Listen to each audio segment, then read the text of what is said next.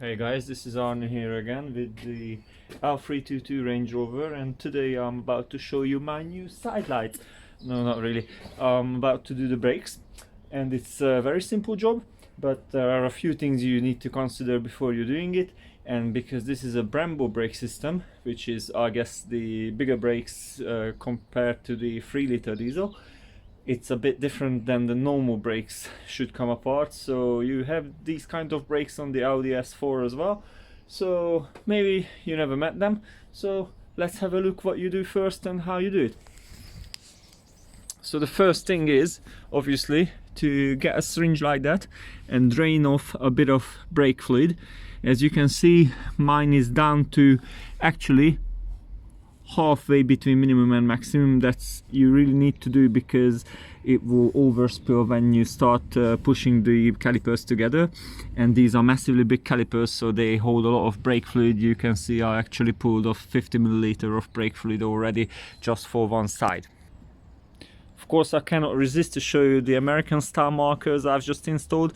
These are not too difficult, the space is already there. You just have to take the headlamp off, and basically that one bulb can be distributed to another one with sort of resistors and all that you can buy on eBay. It's not a big deal, but I think it looks 100 times better. So let's carry on and look at the brakes. So one of the things you can do is that you turn the wheel to the right if you're working on the left side, so that the caliper comes out nice and easy, accessible. Because what you need to do is you have to remove the back screws from the caliper, and the bolts you don't have to touch are these, and they are for a reason protected by this thing, so it's not even accessible except of that, and the rear one is also protected. These bolts you do not have to take out, otherwise your caliper will break in half. Actually, that's the service you can do on them, but then it will release all the brake liquid and all that, so it's a massively big job. Do not touch those bolts.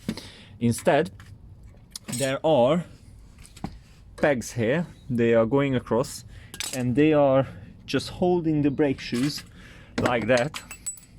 They are pushed across, and that's what holds your brake shoes in. So all you need to do is just get some 4mm long screw, put it there, hit it in, and it will nicely push out those things. Then before you pull out the actual brake pads, which they are like here, okay, so before you pull these out, you make sure, maybe it fits better this side. No, it doesn't fit very good at all.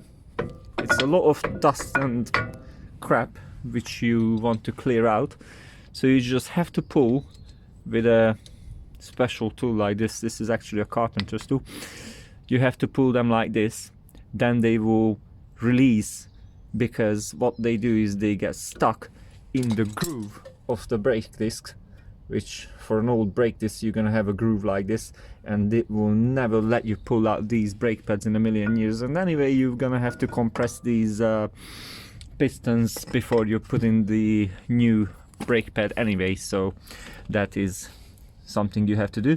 Then a great tool for the job is one of these impact wrenches, and with a 16mm normal hex thing, I'm forgetting everything. What is it actually called? Whatever. So it just screws out, and that's why you're gonna have to turn your wheel, that is your brake caliper is this way, because otherwise you cannot access with a big tool like that. And trust me, it's a pain in the backside to do this any other way. I tried to do it with a normal thing and it can't budge. So that's how it is when you get access to it. And I guess from this point on, this just comes off. That's it. Massively big brake caliper, and the next thing you're gonna have to do is try to support this so that it doesn't hang on that brake pipe. So I'm gonna put it back right now, and I'm gonna find some wiring and that, so that you can support it. One last other thing which is good to do when you are at it. So I lifted it there with just a normal jack, okay, and what becomes apparent is that this air suspension support is gonna have a lot of crap stuck onto it. Now it's not easy to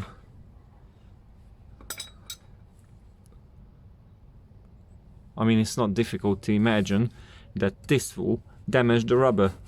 So you can check your rubber, what kind of condition it is, because these are like your tires.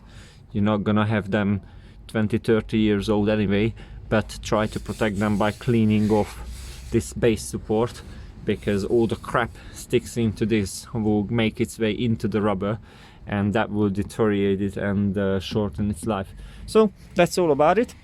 And one last thing, I might actually show what kind of brake disc I bought. So as you can see, the brake disc is already off. It's very easy to take off. Basically it's just held on by this normal 6mm Allen key. And please guys, for everything's holy, do not over tighten this, because this actually doesn't hold the brake disc, okay?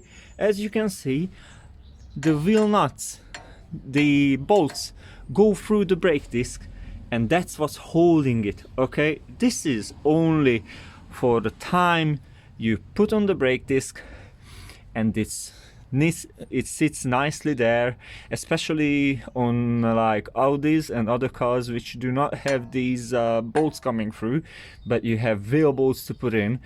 That's why it's there, so that it's not gonna rotate around and sit flimsily while you put on the wheel, and that's all it does. So you don't need to over tighten this.